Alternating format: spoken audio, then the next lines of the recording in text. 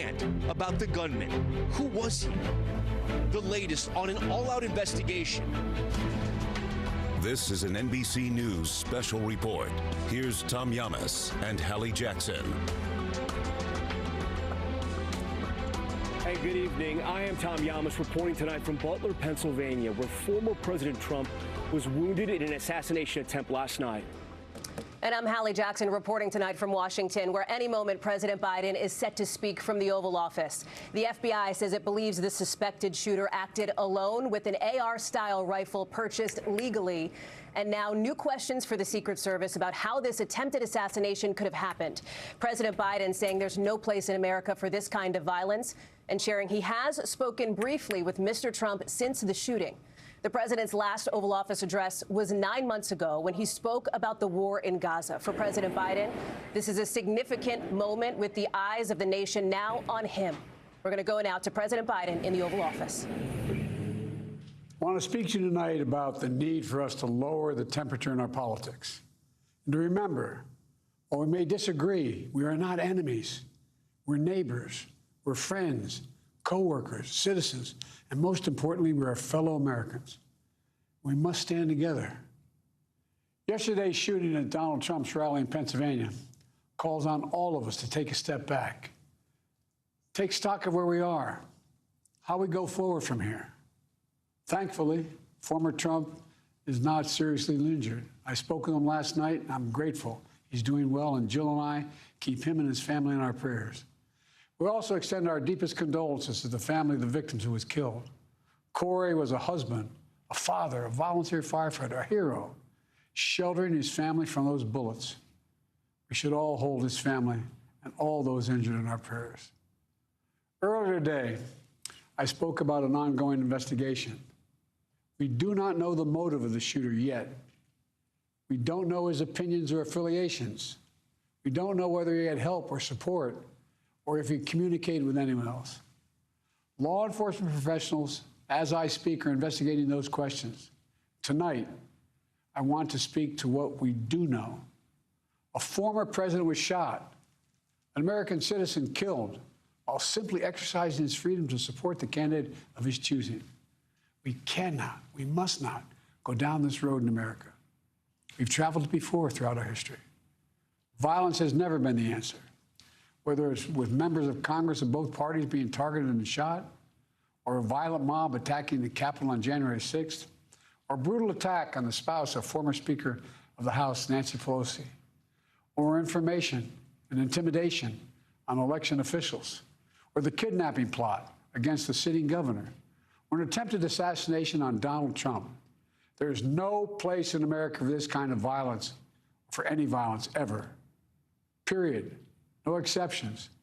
We can't allow this violence to be normalized.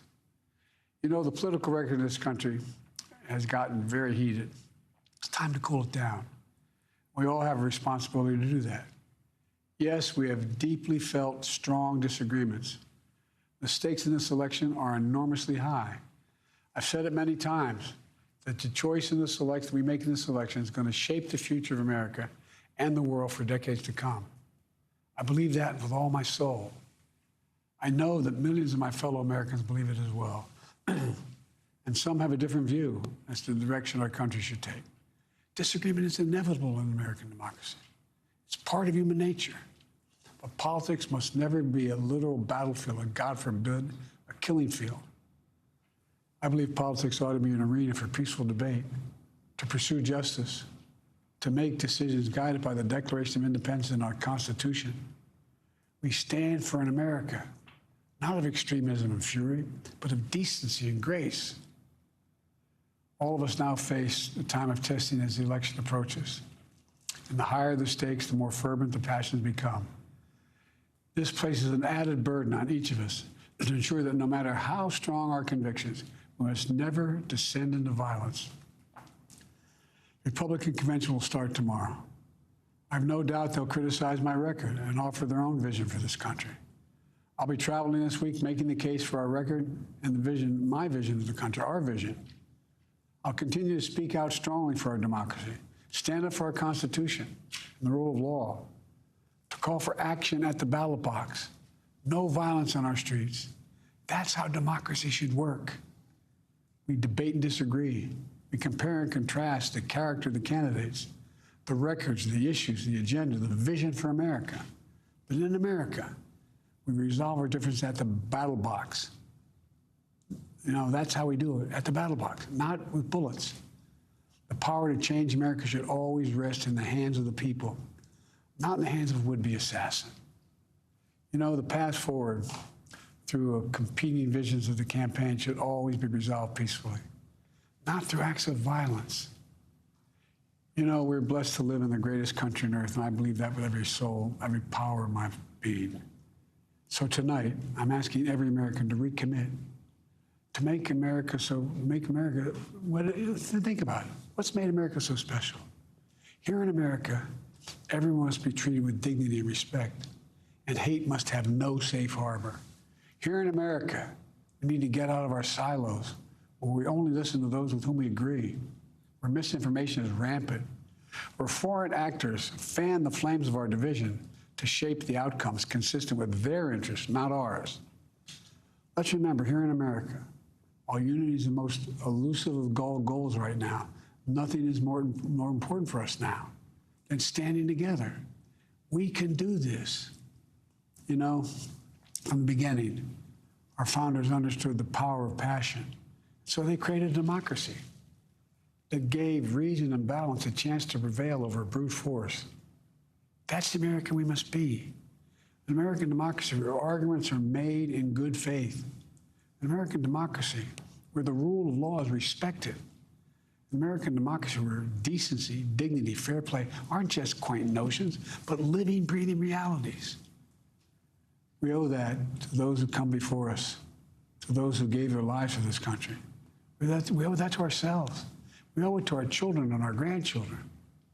Look, let's never lose sight of who we are. Let's remember we are the United States of America. There is nothing beyond our capacity when we do it together. God bless you all.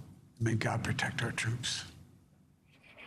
You have been listening to President Biden with a plea to Americans to lower the temperature in political rhetoric. The president strongly condemning political violence and violence of all stripes, saying that essentially in this country, we resolve our differences at the ballot box and not with bullets. He also nodded to the political realities of the presidential campaign and the Republican National Convention set to begin this week in Milwaukee. Our chief White House correspondent, Peter Alexander, is here in Washington. And Peter, a critical moment here for President Biden. Hallie, that's exactly right. The president wasting no time tonight making clear what his message is, which is that all Americans need to lower the temperature as we head into this campaign season, these final 4 months ahead of the election this November. I'm struck by a couple of things, and one, how central the topic of political violence has been to President Biden. You'll remember it was what happened in Charlottesville in 2017 that was really the motivating factor for his decision to run. What happened on January 6th that ultimately has driven a lot of the course of his time in office, his desire to protect democracy. One of the unique challenges for the president going forward, I think, is going to be how he is able to keep delivering this forceful contrast on the campaign trail with former President Trump. We counted at least 12 times where he has condemned political violence over the course of the last several years here. I'm also struck by just how the dominant storyline in a political campaign can change overnight here. What was only a couple of days ago a conversation about President Biden and his ability to serve another 4 years, with many Democratic defections speaking out, saying that they were concerned about whether he should be at the top of the ticket. Right now, this gives him a chance to sort of rehabilitate his image, to focus on his responsibilities as president and try to demonstrate to those American voters and to all American viewers that he has what in effect is the temperament and what it takes to serve as president for another 4 years. Hallie. Peter Alexander in Washington, thank you. Our senior White House correspondent, Gabe Gutierrez, is also with us. And Gabe, President Biden choosing this setting intentionally here, a solemn speech, solemn remarks to the American people from that setting in the Oval Office. It is not something that we see every day, and that is for a reason, Gabe. Yeah, that's exactly right, Hallie. The stakes are incredibly high here. And President Biden is saying today that he spoke with former President Trump last night, and he characterized the conversation as short but good. Now, we are still awaiting any initial comment from former President Trump or his campaign, but shortly before the speech, the former president did post on social media a message of, quote, "Unite America." He also posted that just before making his way to the Republican National Convention, which begins tomorrow. And in another social media post, the former president said that he initially considered delaying his trip to Milwaukee by 2 days, but he decided against it, he said, because he didn't want a, quote, "potential assassin" to force a change in the schedule. Now, of course, Hallie, as you know, we are still awaiting the former president to announce his vice presidential pick, potentially by tomorrow. Hallie? Gabe Gutierrez, a busy week ahead after an extraordinary weekend in American history. I want to bring back in Tom Yamas now in Pennsylvania. And Tom, you know, on the ground there, the questions now around the Secret Service, which was in charge of security at this rally in Butler, Pennsylvania. And moving forward, the question of how this could have happened, this attempted assassination against the presumptive Republican nominee and a former president, Tom. And Hallie, it was so important for the president to address the nation tonight because there are so many people here that attended the rally just behind me, right, that are searching for answers. And even though they may not share the same politics as President Biden, they do want the tone, the temperature, everything to just come down a little bit. What they've witnessed here, a death, 2 injuries, and nearly a presidential assassination, it is all too much for any American. And we do want to bring back to what happened here just 24 hours ago behind me, former President Trump speaking underneath that American flag here in Butler, Pennsylvania. We're getting new videos showing just how the assassination attempt played out, how the Secret Service reacted to try to determine why a lone gunman tried to kill Donald Trump. Take a look at what happened. Tonight, the FBI and Secret Service are trying to figure out how a 20-year-old shooter was able to fire at least 6 rounds at former President Donald Trump and why he did it. That's the most surprising thing to me when we have a former president here, that a guy was able to get, as you say, 150 yards away, able to get up on a roof and be able to take a shot. Richard Golddinger is the district attorney for Butler County, Pennsylvania, where the shooting occurred. What goes through your head? Honestly, it's shocking. On a phone call with the media earlier today, Attorney General Merrick Garland and FBI Director Chris Wray said the feds are examining the gunman's phone and other electronic devices. Even though they've received more than 2,000 tips, they haven't yet figured out the shooter's motivation or ideology. Today, in remarks hours before his Oval Office address this evening, President Biden said he wants answers fast. I'm instructed that this investigation be thorough and swift, and the investigators will have every resource they need to get this done. The president expressed outrage at the shooting that also claimed the life of 1 man and left 2 others in critical condition. There is no place in America for this kind of violence, or any violence for that matter. It was just last night that thousands gathered in rural Pennsylvania, a place called Butler. The MAGA world revving up for a boisterous rally with the presumptive Republican presidential nominee. This is a big crowd. The excitement level stratospheric, with the GOP convention just a day away. We have millions and millions of people in our country that shouldn't be here.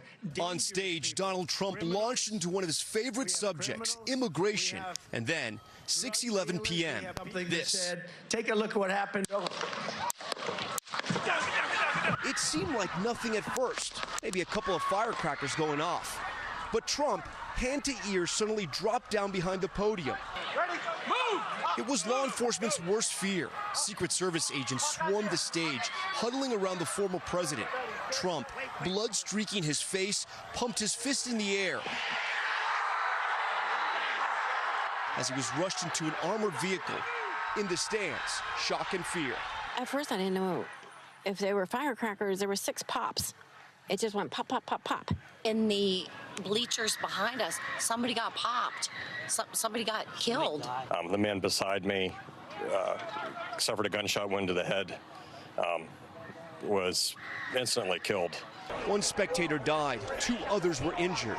The shooter was on a roof less than 200 yards from the stage, taken down by Secret Service counter snipers on another roof. The shooter, later identified as 20-year-old Thomas Matthew Crooks, A registered Republican with no criminal record. Campaign finance reports show he gave a $15 donation to a Progressive Action Committee in 2021, the day President Joe Biden was sworn into office. The Trump team put out word that the former president was fine after receiving medical attention at a nearby hospital. On Truth Social, Mr. Trump thanked the Secret Service and extended his condolences to the family of the spectator who died. Early Sunday morning, Donald Trump went home to New Jersey. His ordeal over, the country just beginning to absorb what had happened. Today brought more details of the criminal investigation. The FBI called the attack a case of domestic terrorism and said agents had found a suspicious device in the alleged shooter's car. A county bomb squad also told NBC News it had searched Crook's home last night as bewildered neighbors looked on. It's a quiet neighborhood, and what goes on in everybody's homes, we just don't know. You know, what people are going through in their own life, we just don't know. Pennsylvania State Police also identified the man killed at yesterday's rally as Corey Comparatori, a firefighter and father of two. Governor Josh Shapiro ordered flags be flown at half-staff. I just spoke to Corey's wife and Corey's two daughters. Corey was a girl dad.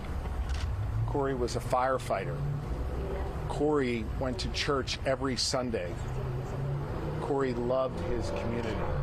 Sir, have you had Meanwhile, leaders from both sides of the aisle took to the morning news shows. House Speaker Mike Johnson appeared on Today. We've got to turn the rhetoric down. We've got to turn the temperature down in this country. We need leaders of all parties on both sides to call that out and make sure that happens so that we can go forward and maintain our free society that we all are blessed to have. Amen. Delaware Democratic Senator Chris Coons echoed the thought on Meet the Press. I'd urge folks to turn off their phones and get off of social media today and take some time with your family and reflect on who we are as a nation and who we want to be.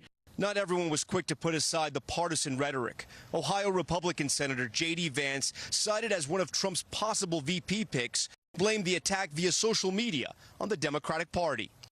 That ominous note sounded as the former president landed in Milwaukee for tomorrow's kickoff of the Republican National Convention. And tonight we are also learning about the 20-year-old suspect, Thomas Matthew Crooks. You saw him there in my report. NBC's Tom Winter has late details that are coming in. Tom, today we got some new photos and some new information about this man. That's exactly right. And we do have some new reporting tonight that broke just before coming on the air tonight, Tom, and that is that the United States Secret Service, according to multiple sources to NBC News, say that they identified this location where this shooting allegedly occurred as a potential vulnerability in the days before the event. The Secret Service tonight, in a statement from a spokesperson, says that they had designated that rooftop under the jurisdiction of local law enforcement, and that's a common practice with securing these outdoor rallies and these outdoor events. You're looking at a map of that there, Tom. Obviously, this is something that's going to be an ongoing concern here as we go through the coming months and the campaigning across the country as these candidates traverse to various events. And we know, certainly as it pertains to former President Trump, he very much enjoys these outdoor rallies and engaging with his various supporters. And so that's something that's obviously going to have to be looked at here. As far as the rest of this investigation, we received a briefing from the FBI and their top people that are overseeing this investigation earlier this evening. They say that they had no prior contacts with this alleged shooter leading up to this event, and that they have his cell phone. It's been sent to their laboratory in Quantico, Virginia for examination. We'll see what they get off of that, Tom.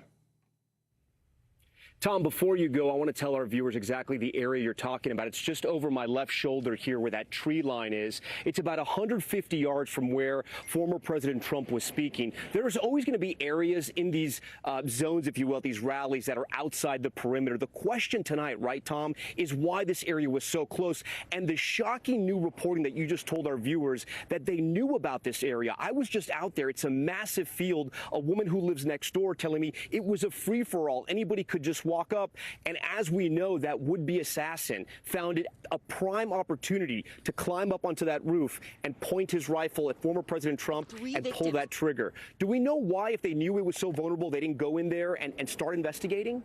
So I think that's going to be the big question. The first thing they had to worry about last night was obviously the health of former President Trump. And then from there, they had to figure out where he was going to go from there. They have not ruled out that this is only a lone gunman. Right now, that's the belief, but they haven't ruled out that there's not somebody else or some other individuals at play, though they think that there's no imminent risk to public safety. But they needed to get Trump to a spot where they could secure him last night. And I think now, 24 plus hours into this, there's an ability for them to take a look into it. The FBI said this afternoon on their briefing that they intend to conduct a full timeline of this incident and this investigation. So not just specific to the suspect, but the events leading up to it in the hours beforehand. So that should help us get a better understanding, Tom, to exactly your question, which is, was this supposed to be guarded by local law enforcement? Was this supposed to be handled by the Secret Service? And of course, the ultimate question is, what can be done to make sure it doesn't happen again? Tom Winter for us. And as we investigate that shooter, we also will never forget the victims here. A 50-year-old father killed as he protected his wife and daughters from the gunfire. And in addition to the president, 2 other men were wounded in the attack. Dasha Burns has more on their stories. Take a look at what happened. Tonight, Pennsylvania State Police releasing the names of 3 victims shot during the attempted assassination of former President Trump. 57-year-old David Dutch and 74-year-old James Copenhaver, now both in stable condition. 50-year-old Corey Comparator was killed in the crossfire. Joseph Maine was just feet away from Comparator when the shots rang out. I heard several gunshots. It was rather chaotic at that point because half the people were looking because they thought it was fireworks. I knew it was gunshots right away. Comparator was a 30-year veteran firefighter and former chief. He died shielding his wife and daughters. The station now reeling from the loss. That this close to home, and then right in our neighborhood, we find out that one of our own was taken, his life was taken too early. It's tough. It's hard to process. Today, the men hanging a symbol of mourning on the firehouse and on his locker, where his uniform still hangs. What's it like to stand here next to his locker where you spent time with him and to see? It's heartbreaking, but it's a true honor being able to speak about how good of a man he was. For people that didn't get the privilege of knowing Corey, what do you want the world to know about him? That they missed out on getting to know a great man, a God-fearing, family-loving man. He'd do anything for anyone, and that he was a man full of love. Never knew him to hate anything. He truly lost a good one. It's hard to fathom and believe that it happened and how it happened. The rally, a nightmare for so many.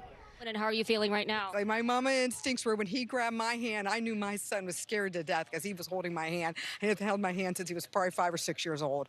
And so he held on to my hand, and you can imagine, my heart went into a million pieces. All I kept thinking was, we got to be safe and get out of here.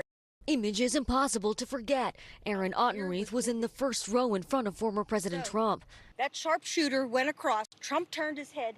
His ear must have been nipped. The chain of events fresh as she recalled them last night. I feel sad for everybody, you know. I mean, you don't like the guy, don't vote for him. Don't kill him. We love the guy. We're going to vote for him. A tense election cycle taking a devastating turn.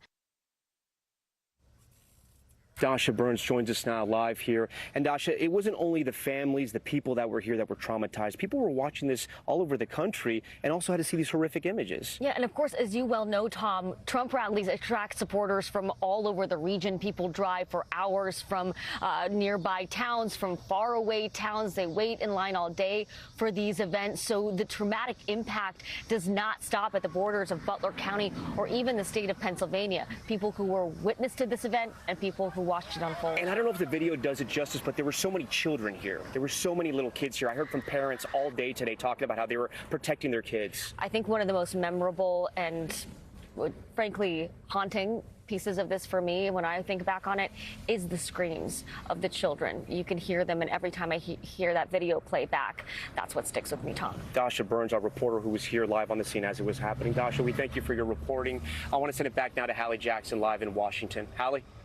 Hey, Tom, it is so difficult, I think, for so many people to hear the stories that you are telling, that Dasha is telling, considering when folks show up to a political rally, especially in a community like this. This is so-called Trump country. This is a very Republican part of Pennsylvania. talking to folks who had been there, they were excited to show up and to celebrate the presumptive Republican nominee in this moment, in this critical moment when about 24 hours ago, the biggest question was going to be who would Donald Trump pick to be his running mate. And obviously, it is a very different political universe that we are looking at now with so many lives changed forever. At this moment now, the question is turning to how this could have happened, from people on the ground to members of Congress. How did a shooter get such a sightline to former President Trump? How did this shooter get so close? Our Ken Delanian has more. Tonight, 24 hours after the alarming assassination attempt on former President Trump, growing questions about what many in law enforcement are calling an enormous security failure. If that bullet was 2 inches to the right, it would have penetrated the former president's forehead, and we would have a great American tragedy on our hands. The Secret Service was responsible for security at the rally, and tonight is facing an independent review of how the shooting happened. This video shows the alleged shooter on a roof just outside the rally's security perimeter, firing shots before he was taken out by a Secret Service counter-sniper team. That quick response has been praised as life-saving, but former law enforcement officials say the entire incident never should have happened. The buck does stop with the U.S. Secret Service. It's their plan. You're responsible, so you can't deflect blame on anybody else, and you have to make sure all these layers are put into place. Former President Trump was speaking from a stage in a field. The shooter was only 148 yards away, on top of a roof, one of only a few rooftops in the rural area. A question tonight, why was that rooftop not secured? So if you look at an aerial shot of that area, maybe there is half a dozen roofs, but there's not thousands of roofs. It could have been covered for a couple hours, and it should have been.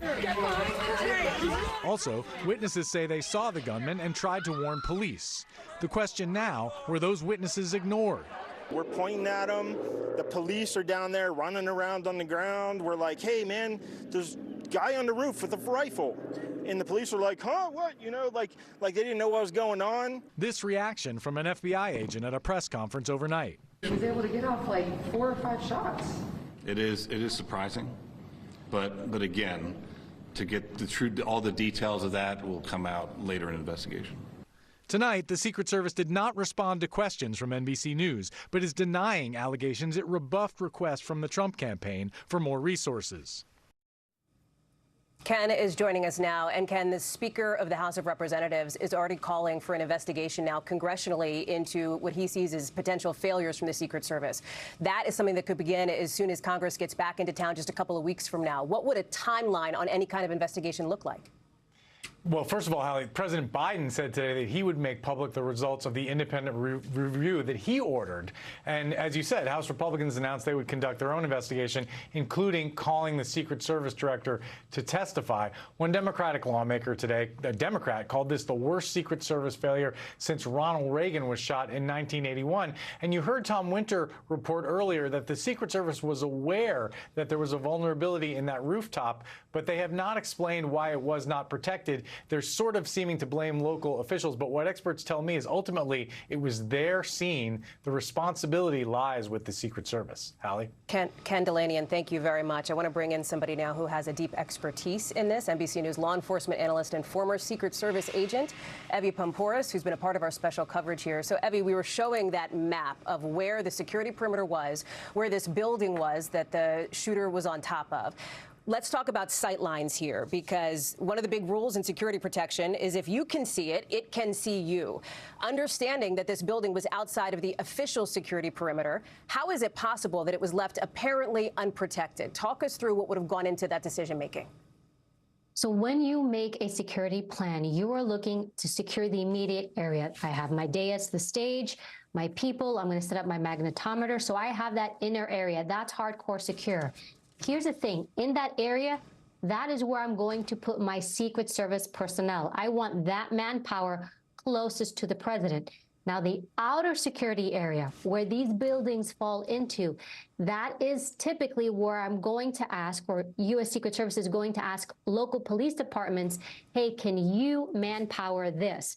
And I'm suspecting that this is what happened. You typically wouldn't put an agent that far out. You want to keep your agents close by. So what I think is going to be happening here is They're going to be looking at who had been assigned there. Was it local police department that was responsible? They're saying that they knew that this was a vulnerability, and it's probably they decided we'll have local police. Now, the only question is, if you are assigning local police, then why weren't they able to access the rooftop? And then how was the shooter able to access the rooftop? So if you do have your personnel there, where were they? Why weren't they able to get to the rooftop? Why weren't they able to secure the area? So I think that that's going to be happening. Look, again, at the end, the orchestrator, the conductor of all this is the Secret Service. They lay the blueprint. However, they do rely on manpower from local entities. You go to them and say, how many officers do you have? How many state police do you have? How can you help me? And that's typically what happens here. So I think we're going to be seeing now the layout of what the plan was, who had been assigned the responsibility of securing that area, and then, well, what happened? And was it one person for that entire area? That would be questionable. Can one person actually really secure all those buildings, all that movement, vehicles, parking lots, trees? There's so much going on. So I would question, well, if they did put local police, how many bodies did they put there? Evie, former President Trump has indicated that he will not be scared away from the Republican National Convention happening in Milwaukee beginning tomorrow here. In your view, based on what you know, should the Secret Service be reconsidering the security posture there at this point? I would not, because here's the thing. This is an open rally, and these are very vulnerable. They're probably one of the hardest security advances to do. You're so overexposed. When you are at a facility, even though there are a lot of people, you've got walls, you can lock it down. So I know that once somebody passes my security checkpoint, that's all I have to worry about what's inside. You don't have this outside element. I also think everybody's going to throw all the resources that they have, not just the Secret Service, but Milwaukee PD, the state police for Wisconsin. Everybody's going to throw all their manpower. I wouldn't be surprised if they reach out to federal agencies like the FBI or Homeland Security and say, hey, we need extra bodies to stand post. They called it standing post when you secure the area. I think everything's going to be super locked down and tight. I don't think that there will be an issue there. Evie Poumpouras, we're glad to have you. Thank you, former Secret Service agent. We appreciate you being with us. It is Milwaukee, of course, at the center of that white-hot spotlight on security. Our Vaughn Hilliard is there on the ground. Vaughn, give us a sense of what it's like, what you've been seeing. Right, Hallie. Your conversations are worth noting because the Secret Service here, they designated this event as a national special security event. Much like the inauguration is and State of the Union addresses, this is where the Department of Homeland Security, the Secretary, designates an event and puts the U.S. Secret Service at the top of orchestrating and working with the multiple law enforcement agencies to oversee this particular event. And that is what has happened here over the last 18 months for the Republican National Convention. And for the first time, a U.S. Secret Service official began to answer questions about what unfolded yesterday with the attempted assassination, but sidestepped directly answering any detailed questions about what actually unfolded in Pennsylvania, instead suggesting that the focus needed to be on what was happening here in Milwaukee. And I said, to what extent should Donald Trump, his family, and those going to this convention here trust that the safety and security is going to be intact here? And that official made it clear that the last 18 months of planning has created a perimeter around here that would guarantee that. Of course, Donald Trump is now here in Milwaukee, his campaign team as well, and most of the more than 2,000 delegates are here in the city. Of course, tomorrow is when the convention gavels in, Hallie. Vaughn Hilliard live for us there in Milwaukee. Thank you. I want to turn back now to Butler, Pennsylvania, where we find my colleague Tom Yamas. Hey, Tom. Hallie, thank you for that. We'll take a quick break. When we come back, my interview with a doctor who ran into danger. And we'll take a deeper look at the overheated rhetoric dividing the country. Can anyone cool down this political climate? Our special report continues in just a moment. Hi, I'm Sally. I'm from Phoenix, Arizona. I'm a flight nurse on a helicopter that specializes in trauma. I've been doing flight nursing for 24 years. I had a fear that I wouldn't be able to keep up. I wanted all the boost I could get. I heard about Prevagen from a friend. I read the clinical study on it, and it had good reviews. I've been taking Prevagen now for 5 years, and it's really helped me stay sharp and present. It's really worked for me. Prevagen, at stores everywhere without a prescription. Summer in Britain. Fire! Come on! Get back! Stream the best of British crime drama on BritBox. Shopify helps you sell at every stage of your business. So you can sell it online, take it in person, and go big, like 1 million orders big. Whatever the stage, businesses that grow with Shopify. Tomorrow, an NBC News exclusive. Lester Holt, one-on-one with President Biden. The full unedited interview, followed by special coverage of the Republican National Convention. It all starts tomorrow at 9 p.m. on NBC and NBC News Now. Trust. Trust is earned as a new day begins by helping you navigate our busy roads. And it's earned with the accuracy of Colorado's most experienced forecaster. This is Colorado's most trusted morning news. This is 9 News Mornings. Trust. Trust is earned as a new day begins by helping you navigate our busy roads. And it's earned with the accuracy of Colorado's most experienced forecaster. This is Colorado's most trusted morning news. This is 9 News Mornings. Okay, 500 deluxe garden gnomes. Wow. I only meant to order 5. There's not enough money in my account for these. I'm gonna get charged. 2 things I just can't deal with: overdraft charges and garden gnomes. But your BMO Smart Advantage checking account gives you an extra day to avoid an overdraft fee. Nice to see a bank cutting people some slack. Well, mistakes happen, and we give you time to correct them. So you don't like gnomes, huh? What about that one? That one I like a lot. BMO. If you're stuck, I want to help. I want to hear from you. I want to solve your problems.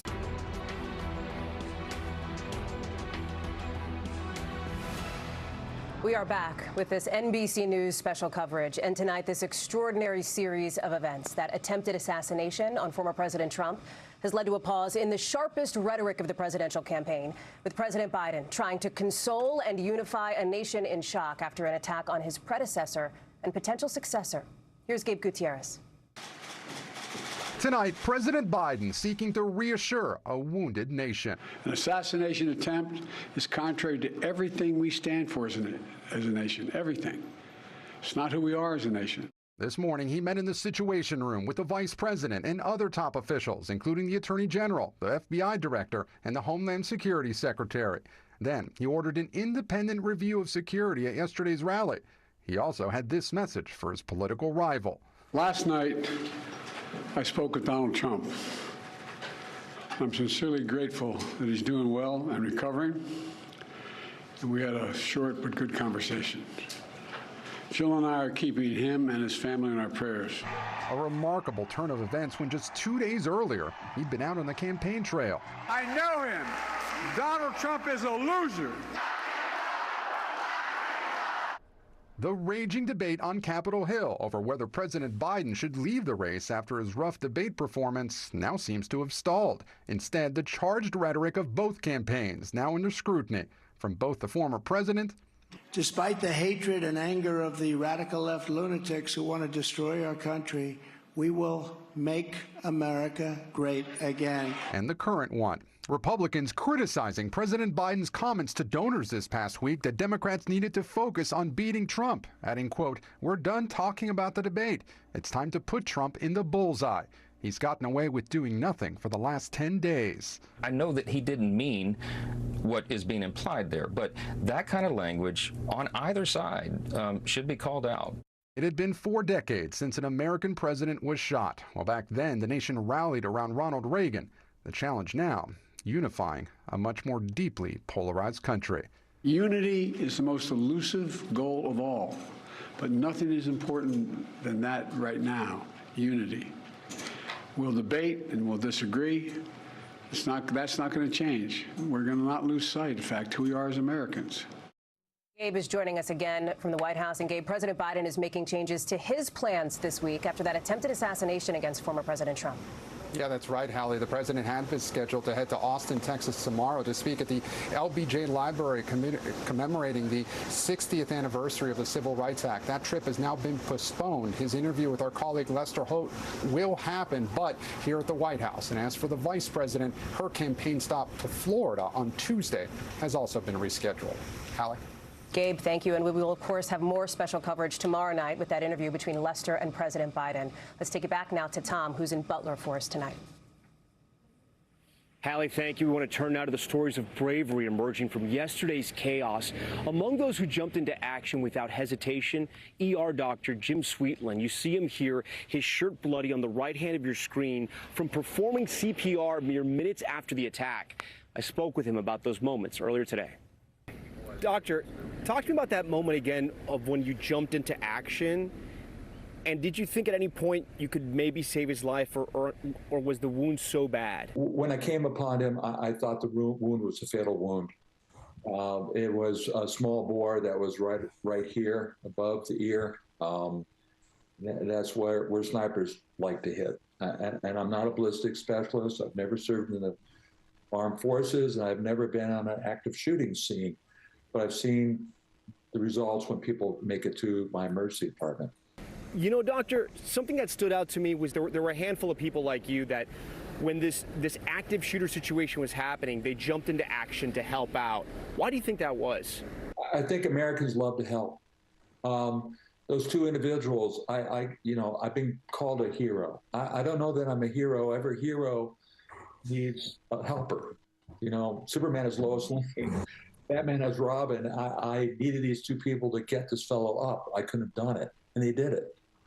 And you could tell they were scared, but they did it. And other people came. There was, when I got down to this gentleman, which was within 45 seconds, someone was already applying pressure to that wound. And that continued. Nobody knew CPR. I did that by myself. That's okay. But people were there and helped. I think I saw an interview with you earlier yesterday. Were you covered in, sweat and blood? I was covered with blood. My face was covered. So was my shirt. I had a USA shirt on, a Trump hat on. I also had some brain matter on me.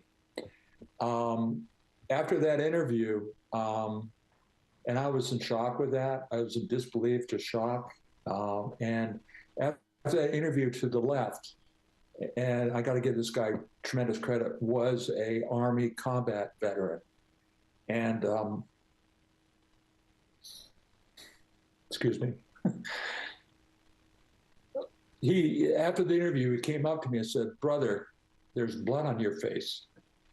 I said, "Oh, okay." And he gave me his water bottle, and I washed it off, and I looked at my shirt, and I washed off as much as I could. And then I handed the bottle back. He wouldn't take it. And then he stepped into me, put his hand on his shoulder and said, "Are you okay, brother?" And I saw the combat veteran across the brim of his hat, and I said, something like, "You've seen this too." And he goes, "Yeah." I said, "I'm okay, and thank you for what you did." And we hugged. Yeah, it's likely a moment you're never going to forget. Never. And that guy was an American who was helping me after I tried to help Corey. And to me, that's America. Dr. Sweetland, an ER doctor who happened to be here in the rally watching former President Trump. He tried to administer CPR. He did to Corey, but unfortunately that bullet wound was too severe. I do want to bring in another witness to yesterday's incident, Paul Costco, who's an amateur photographer who was on the scene, and we want to show you some of his stunning images he captured the moment former President Trump took cover with Secret Service, but also the moments right after he was shot and he was ushered off stage. Paul, during one of those commercial breaks, you were showing me the photos up close. And you actually have zoomed in on some of the photos to President Trump. And even though this is graphic, I think it's important. You said you've noticed from your photography that it looks like the former president has lost a piece of his ear?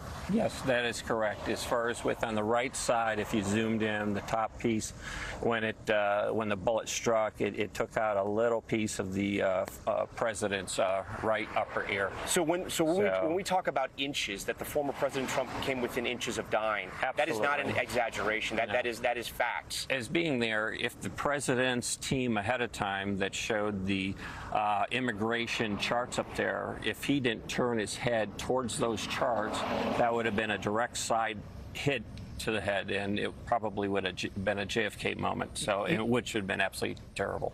And again, we're still thinking about the young father who lost his life and those two other victims who are injured and are recovering.